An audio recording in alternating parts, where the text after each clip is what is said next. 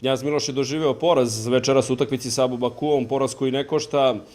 Izborio je plasman zahvaljujući dobroj igri u prvom meču i ubedljivoj razlici u četvrtfinale Challenge Kupa Evrope. Čućemo kapitena Knjaza Miloša, Timeu Rabatu i Slobodana Jedoksića, najpre kapiten ekipe, utisci sa večerašnjeg meča. Ovako, pozdravila bih prvo sve moje saigračice i čestitala bi im na ovoj pobedi, na današnjem porazu isto, jer je zasluženo, malo smo loše igrali, jer smo se u subotu malo istrošile i emotivno i fizički i malo nas je, ali dobro, nećemo na to da se vadimo, kako je tako je, mi smo dalje prošle. Ponosna sam na svoje devojke, ponosna sam na publiku koja je došla stvarno u velikom broju da nas podrži, što nam stvarno znači, to smo spominjali više puta. Naravno, zahvalila bi se svima koji su učestvovali oko organizacije ove utakmice, koja je nama mnogo značila i naravno sad čekamo utorak žreb da vidimo koga smo izvukli dalje.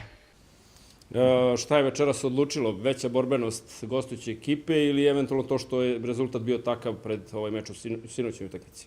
Pa znate kako, možda malo podsvesno jeste rezultat od jučerašnje utakmice, ali naravno i one su možda malo bile borbenije naspram nas danas, jer smo mi eto malo se istrošile, rekla sam već kako emotivno, tako i fizički, ali mislim da smo isto danas pružili jednu malo lošiju partiju od sinoć, ali mi ćemo da popravimo već sledeći put.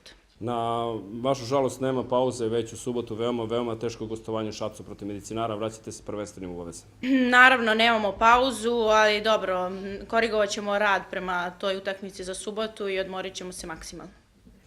Čućemo i trenera Slobodana Jedoksića. Lice trenera gledalci nisu mogli da vide kad je kapiten rekao da će biti korigovan rad tokom nedelje, pa da objasnimo to na početku. Ja mogu da čestitam devojkama na prolazu naredno kolo, mislim da smo postigli značajan uspeh u ovom trenutku i drago mi je da je rukomet u Aranđelovcu ponovo doživeo jedan preporod da smo krenuli ponovo da punimo halu i to je dobro za period koji dolazi. Lično nisam zadovoljan porazom, sve ostalo je okej. Mislio sam da možemo da izbalansiramo utakmicu sa mlađim igračima, sa onim koji imaju manju minutažu, međutim pokazalo se ipak da je iskustvo na strani onih koje su bile mnogo umornije i večeras smo bili bez Kaće Tomić koja je sinoć nosila igru, bez Mare Dojičić, povredila se posle Jana Tomković pri kraju. Mislim da smo skupo platili ovaj plasman u naredno kolo.